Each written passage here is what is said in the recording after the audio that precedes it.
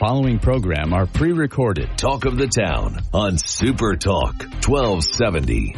Super Talk 1270, you're tuned to Talk of the Town. I'm Steve Bach, along with Tom Briggle, owner of the Bismarck Bobcats, and Bobcats with a little hiatus, but there is a tradition on New Year's Eve like no other, and that's the Bobcats playing the Minot Minotauros. Tom, always a fun night, isn't it? Yeah, no, without a doubt. As we move through the holidays, and I hope everyone had a great Christmas, we do the tradition. And I think we've been doing it about 10 or 12 years, maybe longer. I'm not sure, but Minot is always good enough to come down, and it's just a terrific time, and our fans, really enjoyed it. So a lot of fun on the ice, for sure. It's intense. This year will be no exception, and then off the ice, it's just always a ton of fun, and New Year's Eve will be great. Well, I want to talk about some of the off-the-ice stuff, but let's talk about on the ice first. Teeing up for the first half of the season, it's been a good run so far, hasn't it? Well, the boys have played really well and pretty darn consistent of late. We've been running into, it seems like every year there's a little bit of an injury bite and other things, but in spite of that, the boys have played really hard. We've been talking about how deep we are, and we really are a deep club, and so that's helped us.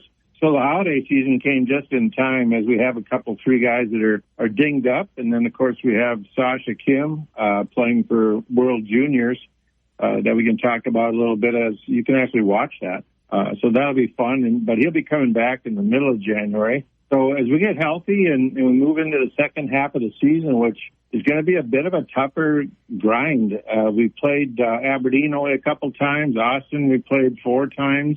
6, make that 6. Minot only a couple. So the top 4 teams, we haven't seen much of them. And so the fans and the boys are in for a treat. It's going to be really competitive down the stretch here.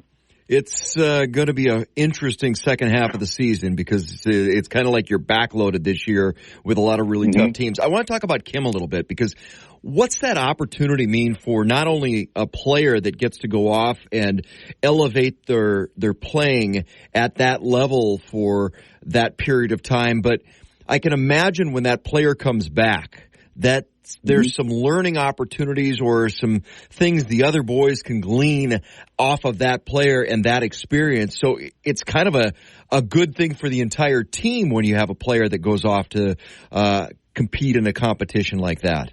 Yeah, it is without a doubt. He's a nice boy, too, and he's articulate. His English is nearly perfect. So he's a big part of the team. The boys will be watching him, I'm sure. But what happens is when you're playing at that level, you get kind of a quick dose of hockey maturity too, right? And confidence. And, of course, he's played really well for the last year and a half. But even it's just another jump. And so it's a nice exposure for him.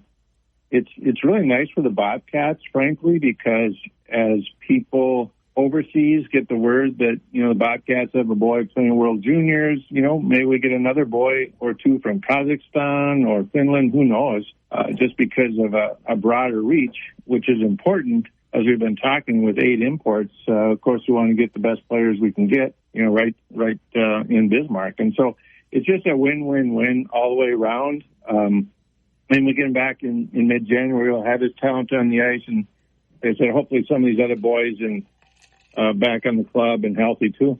So when you start looking at the second half of the season, again, you had a lot of the teams that are new teams to the league. I don't want to say a soft schedule, but it really teed up well for building chemistry and that depth and getting the kids' legs underneath them and building that confidence. That's going to play well going into the backside of the season because you're right, Tom. It's going to be a tough January, February, March, and April. It's going to be crazy, and all the scheduling and stuff, because we haven't played them means they haven't really played us either. And so just the way it worked out, with the home ice dates that were provided, a lot of the clubs have not, at least haven't played very much. So in hindsight, you kind of look back, well, geez, why is that? But in foresight, it's exciting as hell because this second half is just going to be 3 games, but I think the next team's only lost 5, the next team's only lost 6, the next team 7. So as usual, Central Division of the NA is just, it's going to be a dogfight. And, we like our chances. A lot is going to come down to staying healthy and continuing that confidence, and execution, that they've shown so far. It's going to be just fun as hell. You mentioned some of the injuries, so this little break, good timing. Get healthy, get the legs back under themselves. But when you're looking at depth, and you talk about bringing kids in and kind of setting the team up for that final run and run into the playoffs, how hard is it? I mean, it's a luxury, but how hard is it looking at some other players when you've got so much depth on the team that it's kind of next man up, and how do you get ice time for kids that deserve ice time, but, they're there when you need them, but it's really hard to crack this lineup, isn't it? That's why the coaches get the big bucks, huh? Yeah, you need a bigger bus. Yeah, it is, but the good news is, and all the boys, the locker room is solid, and there's been great buy-in. So the good news is that if you can roll 4 lines, they have to compete for the power play. That's just life, right? We all have to compete for stuff. So they'll compete for power play time and penalty kill time. But in terms of regular shifts, if you can roll 4 lines like we think we can over the course of a season, that pays huge dividends. And, the last component, of course, is our goaltending, which has been really solid. And if they can stay healthy, they give you a good chance every night, right? And so it's going to be, like I said, it's going to be a dogfight, get a little redundant, but I'm excited. I'm truly excited about it. It's going to be a ton of fun for the fans. If you can roll a solid 4 lines, that means by the time the third period rolls around, you're in a pretty good opportunity to pick up a win. Tom, I want to talk about New Year's Eve. Of course, always a fun night. Minotauros coming to town. Minot, kind of the tradition we've got on New Year's Eve. But it's not just what's on the ice. It's also what's off the ice. You guys do some great charity work with those jerseys and the fireworks. It's really a good night for fans. Yeah, the jerseys this year, and you allude to the city that we always auction a jersey off for. But the jerseys this year are really unique in the sense that they're glow in the dark. And so that's something new that has come out as a product, so the fans are in for a treat that way. And then New Year's Eve night, I think there's about 100 tickets left. And then we'll have, like we always do, we'll have a couple hundred standing room, and the barn, it's crazy. And then post-game memory fireworks will be up there doing some fireworks, and that's always a treat as well. They do it on the first hole there away from the homes, and the beer will be cold. The hockey will be great. We got a bunch of Minot people coming down, as they always travel pretty well on New Year's Eve, and it's just going to be a great time. If you are looking to party, and might end up being a standing room, but there's no better place to be on New Year's Eve. I can tell you that for sure. Nobody parties like a Bobcat parties. And, I was telling Brad, if you got a glow-in-the-dark puck and maybe glow-in-the-dark lines, blue line and red line, and then put that glow-in-the-dark tape around the goal net and then shut all the lights off, that might be a fun game. And that, Steve, is why you're the radio guy. Come on, it'd be fun. It's a great idea until it happens. It's always a great night. It'd be like glow-in-the-dark golf or whatever people are doing these days, but hockey's just a little different, and that puck is a little different. But, it might be fun. Keep thinking on those great ideas. I will, my friend. Well, you have a happy New Year, and we will see you at the game. Of course, the Bobcats, you can catch all the action right here on Super Talk 1270, your home for the Bobcats, home and away. Big New Year's Eve tradition and a lot of great fun. Get the family, a few tickets available, BismarckBobcats.com. All things Bobcats. Check out the great app as well. Tom, Happy New Year, and we'll see you on Tuesday night. Yeah, Happy New Year, Steve, and to all the fans, too. We appreciate y'all. This is Talk of the Town on Super Talk 1270. Super Talk. Talk of the Town on Super Talk 1270. Super Talk 1270, you're tuned to Talk of the Town. I'm Steve Bakken. Joining me on this Friday morning, Jason Spies. You can catch Jason Sunday mornings with This Week in Energy right here on Super Talk 1270, airing at 10 a.m. Great program coming up this week, and I'll give you an opportunity to talk about that. But you and I are going to do a little bit of a show on Monday. We're going to make some predictions for 2025, Jason, and I know you've got a sports-related prediction you'd like to throw out there just for a little teaser. Oh, sure. I mean, well, I have a sports announcement or a sports prediction that I think would just be fantastic, and that is the Minnesota Vikings in the Super Bowl taking on the Buffalo Bills. What could go wrong? Well, I mean, I suppose there could be an earthquake. The stadium could open up and both teams could fall in because both those teams are 0-4 in the Super Bowl. And, you know, come heck or high water, one of those two teams technically would have to win, Steve. Well, technically, because I don't think a Super Bowl has ever ended in a tie. So you are correct, sir. My question would be,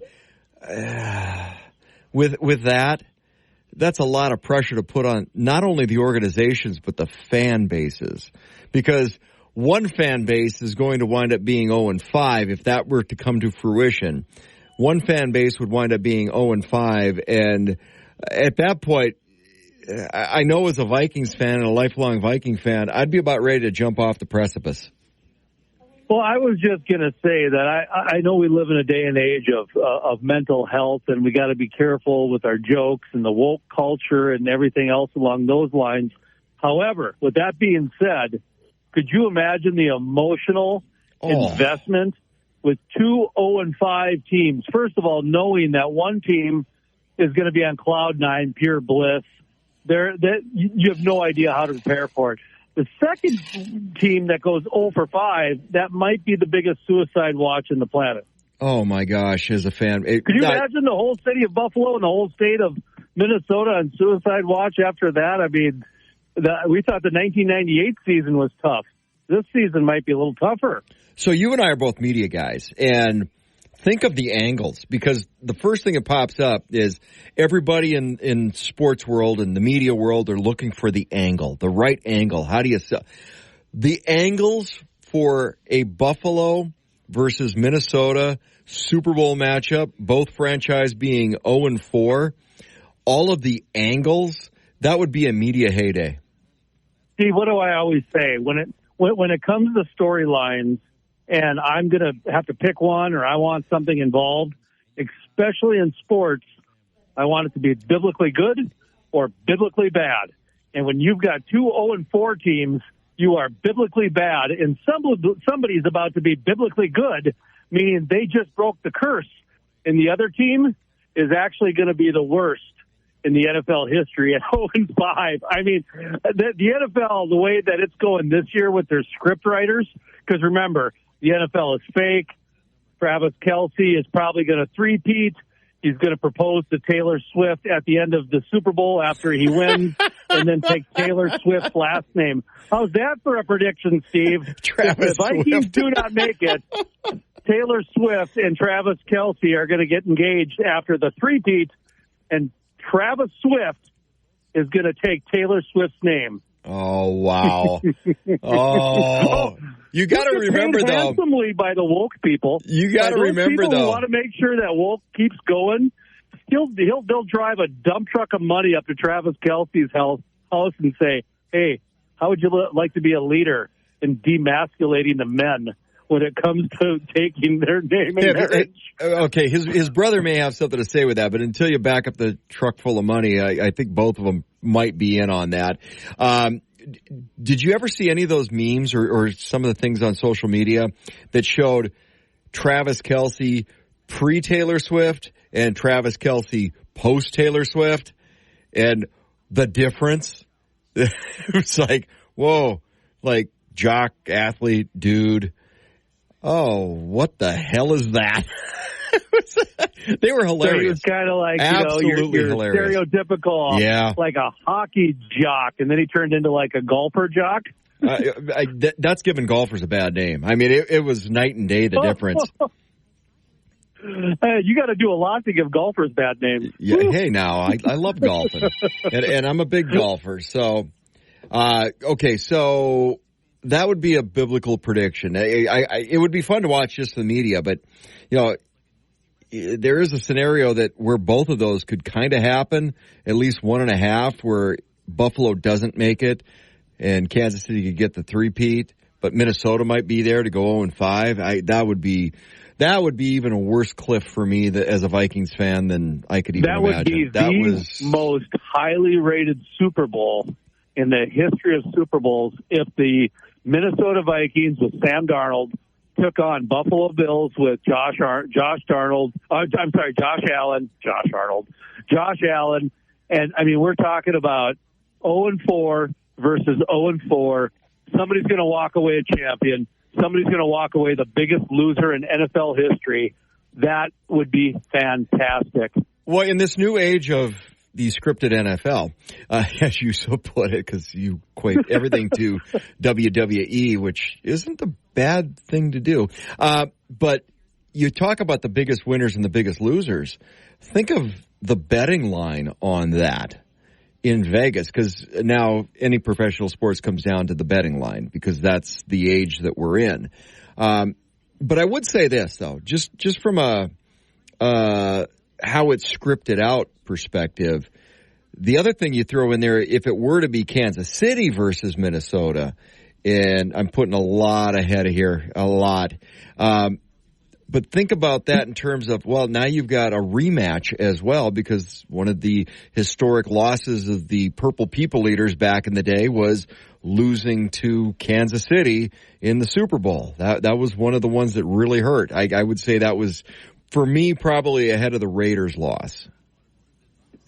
Yeah, I mean, and I always think of I think the Steelers, they lost back-to-back back in the late 70s and that kind of thing. But I think a lot of those games and those matchups are so long ago, like they're talking about the Green Bay Packers and Kansas City Chiefs matchup. And it's great if that's a Super Bowl I rematch, but it doesn't do a lot for me in terms of that nostalgia.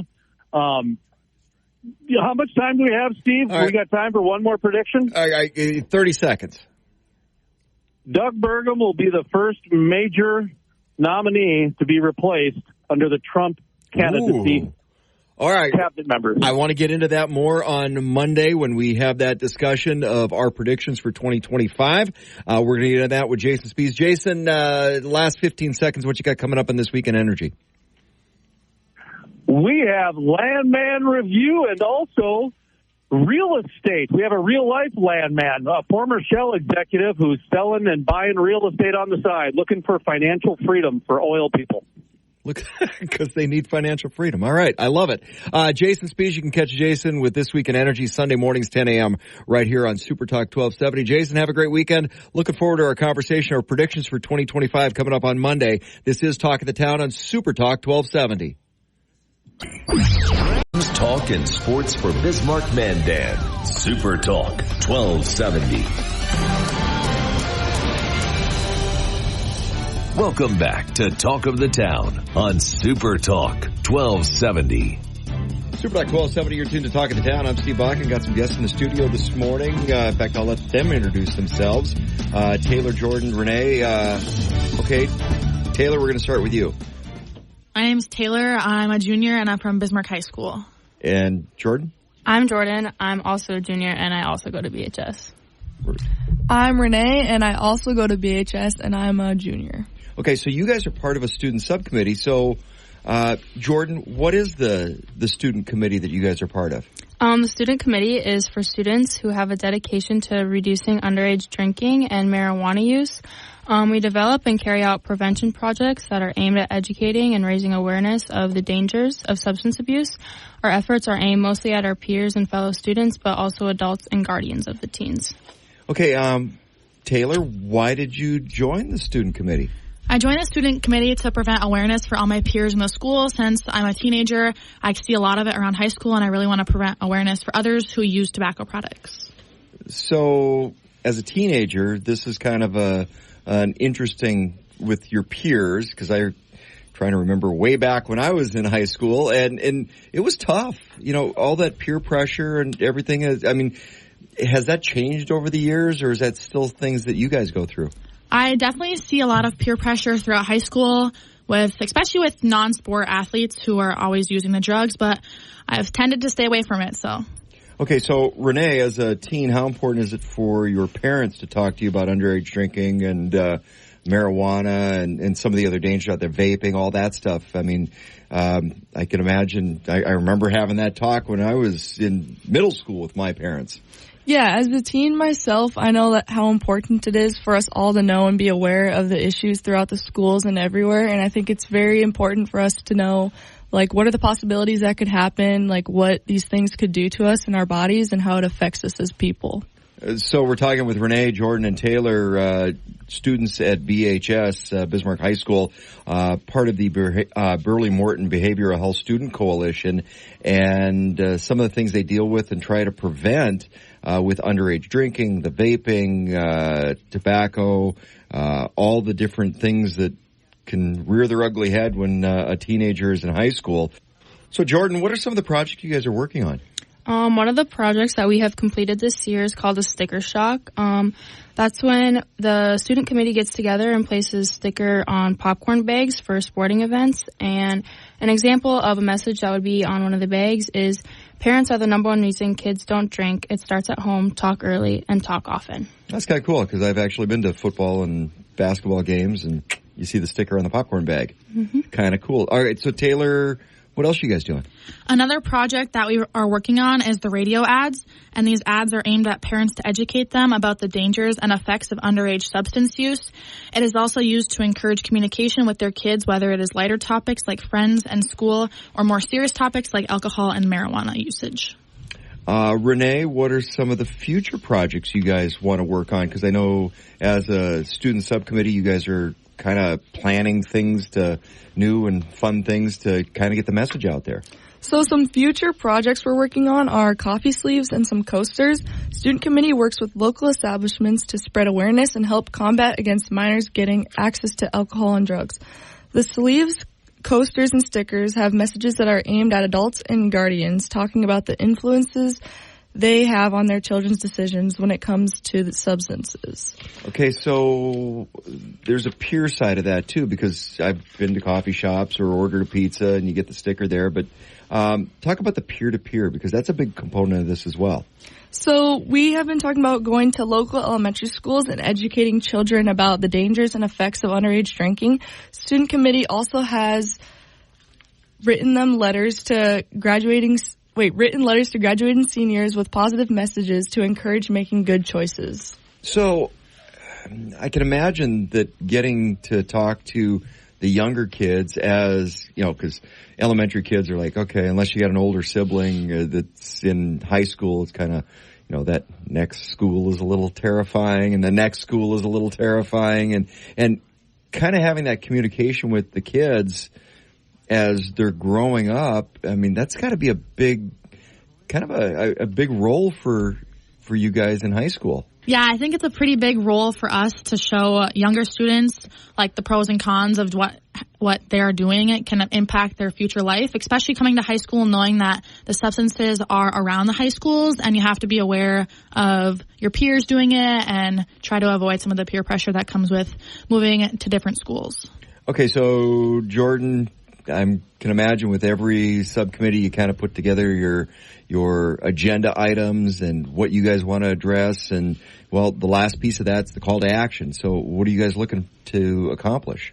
Another project that we're hoping to accomplish this year is our Super Bowl sticker shock.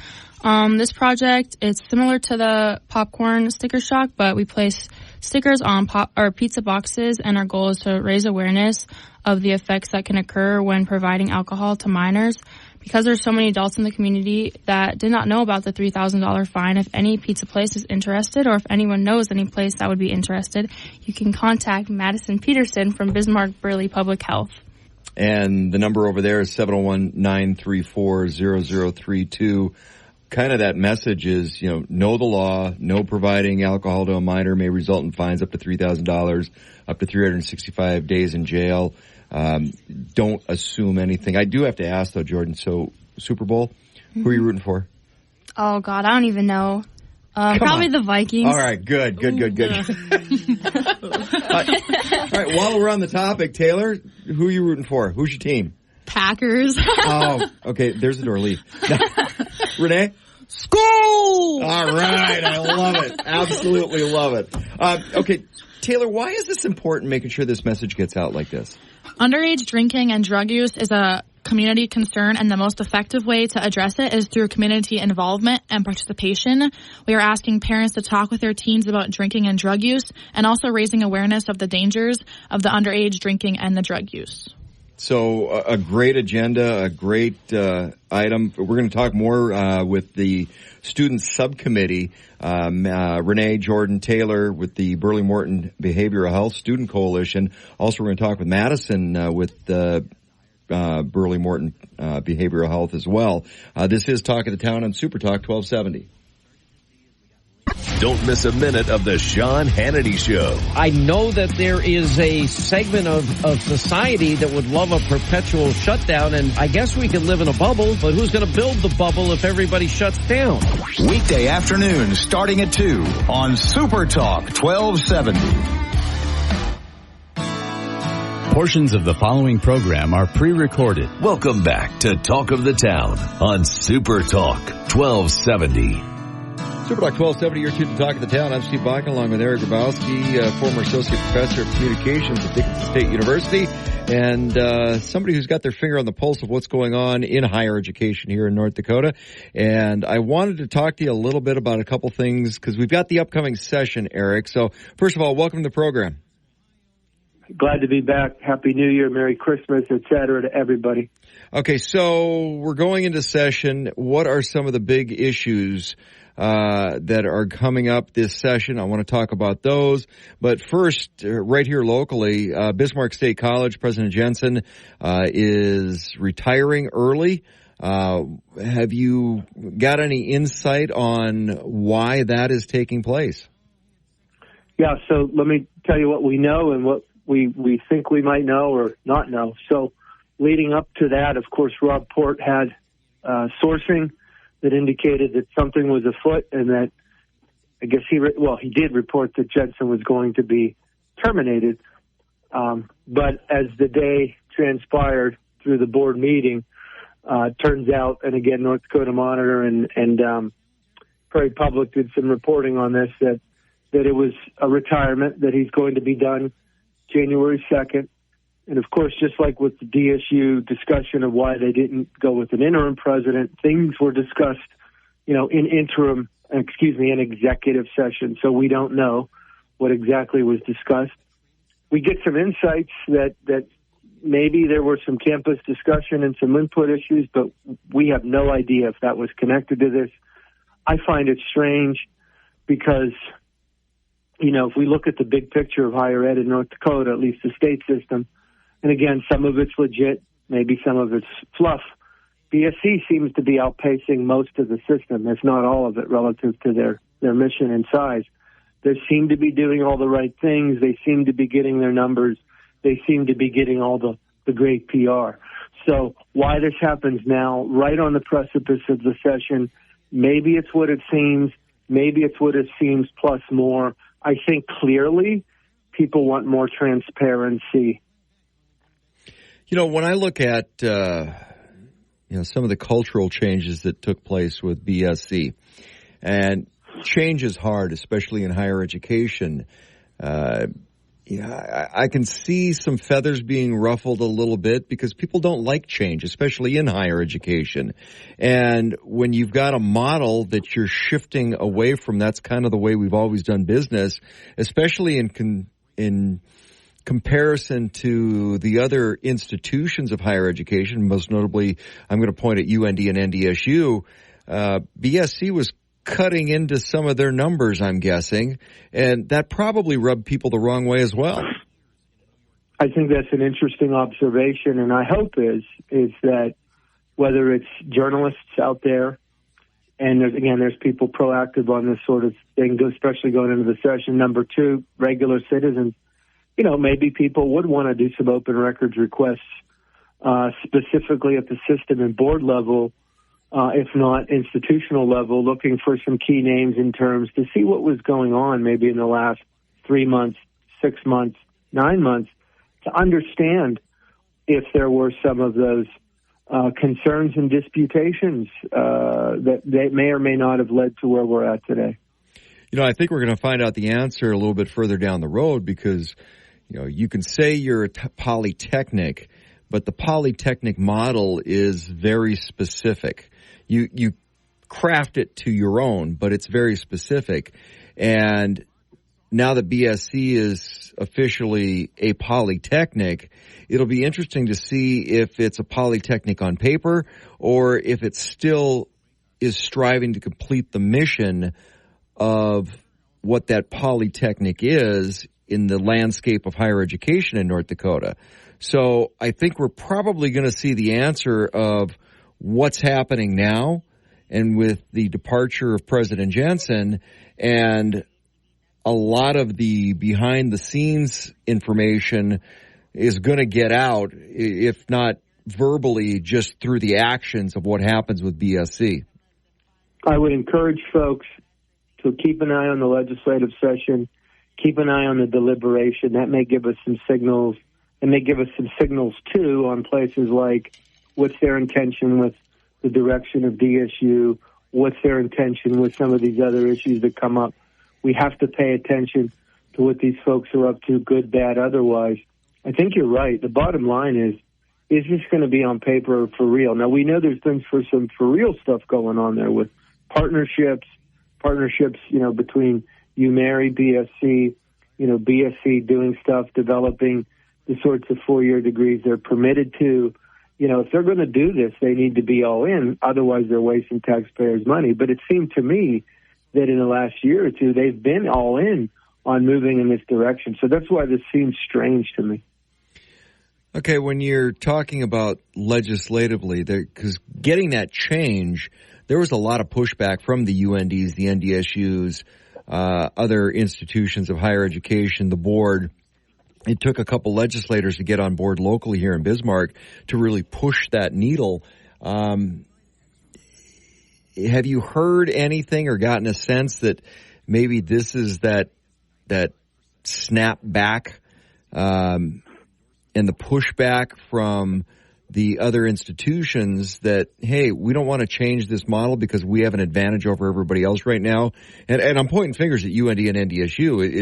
Is this pressure that was going to be exerted on the next legislative session? Because you're right, with the session coming up, you can tell a lot from what takes place in the session as well.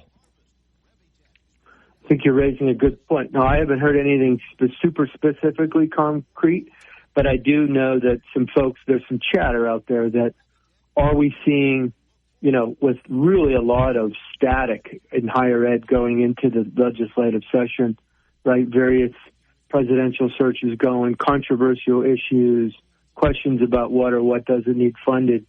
Can these be pressure or covering mechanisms? The tenure discussion, for instance, that whether it's the back rooms or the open rooms, are we going to see some political either realignments or just hold steadies on some of the factions and shoulder rubbing in North Dakota politics?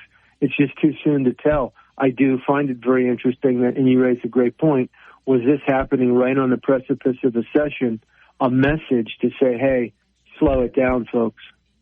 Eric Grabowski, former associate professor of communications at Dickinson State University. We're talking about higher education as we're getting into session. I'm Steve Bach, and this is Talk of the Town on Super Talk 1270.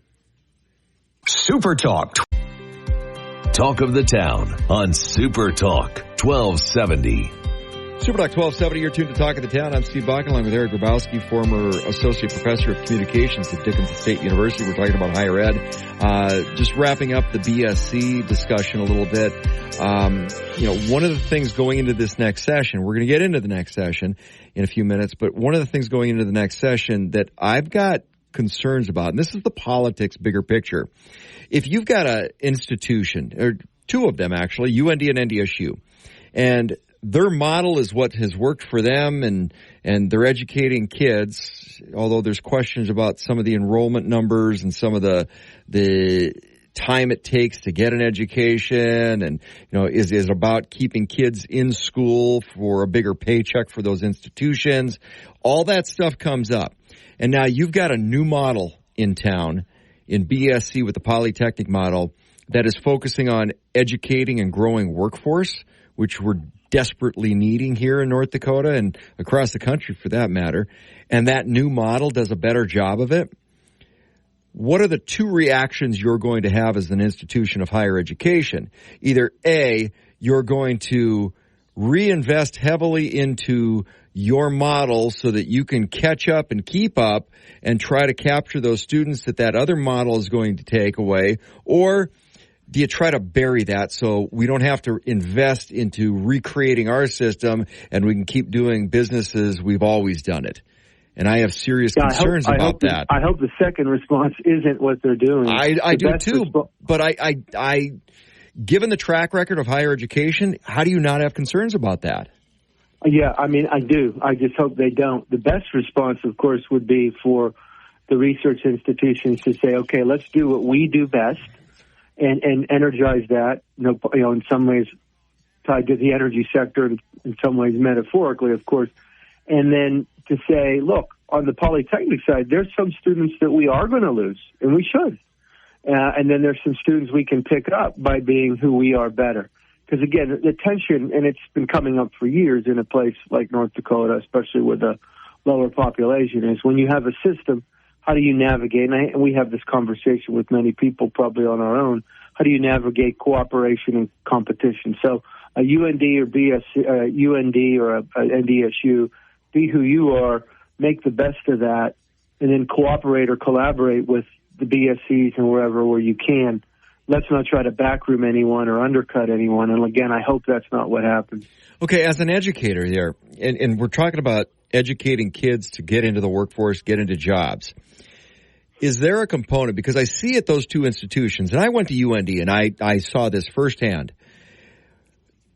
Is there, when you're looking at efficiency and getting people through a system, trained up, and out into the workforce, that's really not what those research institutions do.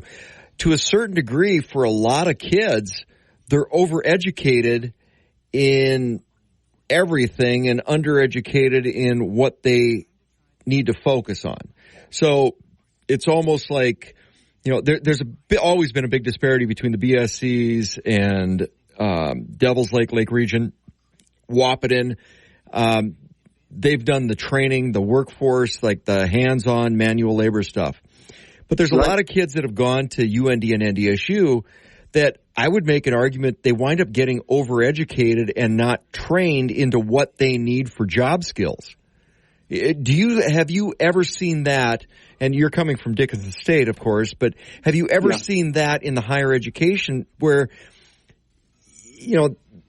it's not a question of, are we providing the best for the kids, or no, we're just going to keep them in for 4 or 5 years, get the degree, get us paid, and kick them off on their own? Well, I think another way of adding to that is maybe for some of the students in North Dakota and from outside of North Dakota who come to our institutions, is maybe they need a 4-year degree or want a good 4-year degree, but maybe they need a regional or small school because along the way, they get the mentorship. And I'm not saying there's no mentorship at the bigger schools, but for some students, a smaller school to help sort of keep them on track and to guide them to the majors that are going to major or minor that's going to be best for them. So instead of the 6 or 7 year plan, they're on the 4 or 5 year plan and actually finishing. Because as you know, graduation rates are a big problem in higher ed anyway. So maybe we need to start thinking, rethinking our admissions policies and guidance from the bigger schools to the middle schools to the smaller size schools. That may be something that would help with that. The other thing I see where there's a void in those higher ed, the research schools, UND and NDSU, is you're looking at, you're locked in for 4 years. It's not like there's a component of, I can go for 2 years to an NDSU or an UND and then get out and go in the workforce. And then if I want to continue, they don't make that real seamless. You're in there for 4 years and you're taking courses that you don't need to get into your space. But so not a lot of flexibility where I see that in the Polytechnic model or some of those other, the Wahpetons, the Lake regions that were traditionally 2-year schools. I really see the need and where education is going in the future to that Polytechnic BSc model. And I seriously don't think those other schools have any appetite to change. Change is hard, again, like I said at the beginning of the segment, and they're not going to want to change. They're going to want to keep doing business the way they always have and go to the legislator and, hey, we need another library. Tell you what, in today's day and age of higher education, if you spend a dime on anything brick and mortar that is not a lab space, I think it's a waste of money.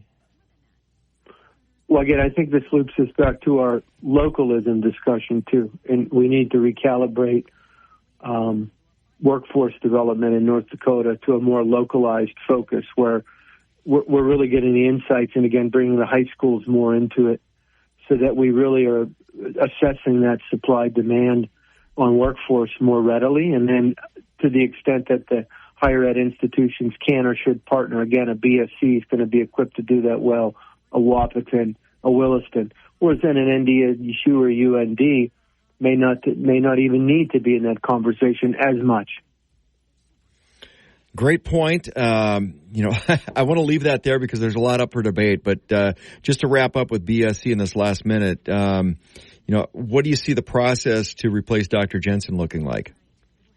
It's a good question. So, I haven't seen or heard a lot in terms of what the permanent big picture will be, but I guess the next step is the board's going to make I know Rob Port had some material about who it might be, but I haven't seen anything finalized yet unless I'm a step behind, that they're going to need to put in place someone that's going to be able to sort of sail the ship until, go through that acting or interim phase. So I guess there's more details that will come on that.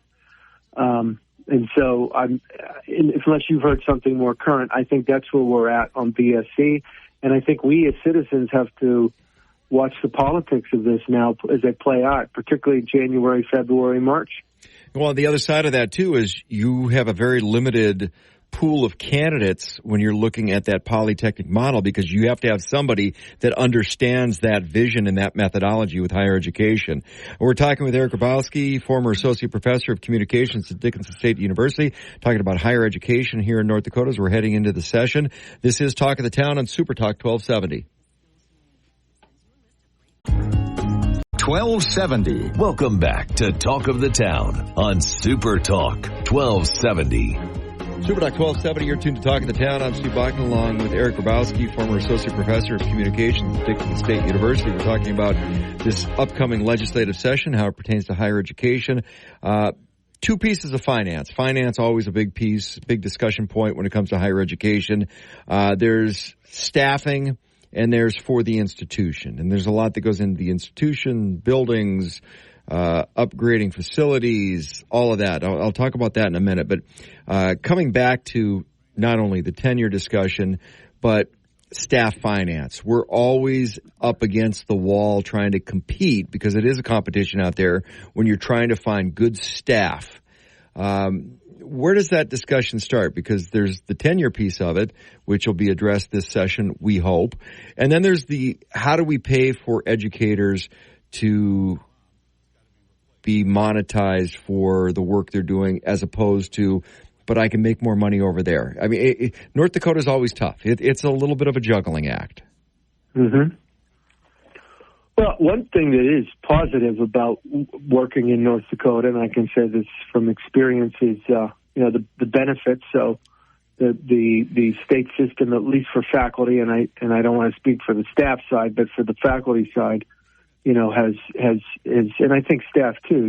The university system, and I know this may vary from other state agencies, but has some perks and health and insurances and so forth. I hope they maintain that, especially with the inflationary situation, which is probably going to take a while to come down. Those sorts of things go a long way. So if you're trying to be competitive for talent, whether that's the secretary, the janitor, or the president of an institution, you need those sorts of things to compete. I hope they're aware of that. I think some of them will be going in. That doesn't mean they have to give everybody everything all the time, but those things do matter. I think those are important. Salary's important, but those other things are important as well. And so I hope that's something that they keep in mind going through. This is not a time, for instance, to pull the plug on, the fact that folks who work in the university system have all their insurance premiums funded. Probably not a good time to pull the plug on that. Okay, now, from a faculty perspective, how do you attract somebody to come to North? Where do we compete? Is it quality of life? Is it quality within the institution? What are some of the things faculty are looking for that the legislature has a direct hand in? Well, I think one is, and this goes back to our previous discussions, if they're going to do what they should do, because they're the purse string people, and they're accountable to the taxpayers, as they should be. But to help facilitate an atmosphere in the state that's a good combination of intellectual curiosity, publicly aware or publicly attentive research, right, where they're doing good work and making it known why they're doing it, and then, of course, workforce development. That sort of dynamic that's authentic and not contrived and not fake and not just influence peddling can go a long way, because culture matters, right? That's cliche, but it's true. And so that, plus good salary and benefits, plus doing what you say you're going to do as a system, a university system, and the institutions that go with it, those things matter. You're going to have folks that want to work at a Valley City or a DSU or a Williston or a BSC, and you're going to have folks that are going to want to work at research institutions. Again, each institution has its own mission, its own mix of what teaching, service, and scholarship could look like. And I would also continue to add those collaboration opportunities between and among the institutions, because there's certain areas, and maybe cyber's a good example of that. I know some people who do work in that, or of course some of the sciences, where you can have some collaboration between and among the big schools and the small schools. Eric, when you're looking at the institutional side of things, and I make no bones, it's like the old model versus the new model, and I don't think you should be dropping money on brick and mortar unless it's lab space. I mean, there's just not a lot, but the institutions are there lobbying during the legislative session. Have you had any conversations with any legislators or anybody as far as capital projects that, hey, maybe we don't need that right now in North Dakota? I haven't heard that. I think what I'm noticing, and no specific conversations yet, I'm going to be watching those early committee and subcommittee meetings really closely in January and February on the House side, especially to see what people are discussing. But even on the university system website, just watching sort of those last minute discussions about, what as a system or board they're going to be approving the institutions to ask for. I'm going to be keeping an eye on that. We know there's going to be some upgrades and those sorts of things. That always is the case. But I certainly am not hearing anyone at this point saying, hey, maybe we need to pull back. I'd be honest with you, I think there's going to be a lot of asking in this session, in my opinion. Oh, I know there's going to be a lot of asking because I've already heard about a lot of it already. But interesting, you mentioned the boards, and that's the other thing I wanted to talk about. There's 2 higher ed board openings going into 2025. Yeah, so KXNet, and I'm sure others were reporting on this. As we know, the process in North Dakota that the governor appoints members, but then, of course, there's a process by which that list is developed in terms of people applying, and then there's the Kristen Baszler's group, has a process of whittling that list down, and then, of course, the governor makes the formal nomination. So, we have, I believe, 12 names now of people who have applied. And then that process goes through those steps through the middle of the year when the new people take those spots. I believe it's in June or July. So a lot of notable names I know, names I don't know. For instance, at least one out of Western North Dakota, former Senator Rich Wardner, DSU guy, highly respected in the community. I'm sure all the people on that list have different, pros and cons of why they should or shouldn't be in there, and that's the governor and these other folks' job to sort through that. But that's a big deal. because these things are both political in the broad sense of governance as well as political in the sense of how we know it in North Dakota. So it'll be interesting to see how those things play out come June. Especially through the session. Remember, this is playing out through the session, although these people were seated after the session. Right, and that was my other question for you. Do you see, because having 2 vacant board seats as you're going into the session has got to be a little bit of a different scenario, because one of the things the board members do is they work with the legislators, and especially locally, and some of the interests that they may have, and for all intents and purposes, they're lobbying. Having 2 less higher education board members in that process has got to be a little different during session as well. Well, this is interesting. And so I'm thinking back to, so we know we have a lame duck chancellor, okay, but he's going to be in at least through 2025. For those board members whose terms are expiring, and I believe one of them has reapplied, so that's Volk. So the question is, what specifically, as you're winding down a term, what are the requirements and or expectations to at least stay somewhat active? So I don't think they can completely go off the hook unless there's something personally going on with one of them. I don't know, but in terms of, their schedules or something else. But I think there'll be some activity with those finishing term people, at least through some portion of getting into the middle of 2025. Eric, always a pleasure, my friend. Have a happy 2025 yourself. To you the same, and all of your listeners, thank you very much, sir. Eric Grabowski, former Associate Professor of Communications at Dickinson State University, talking about higher education as we're heading into this legislative session. This is Talk of the Town on Super Talk 1270. Talk of the Town, weekday mornings starting at 9 on Super Talk 1270 and the free Super Talk 1270 mobile app.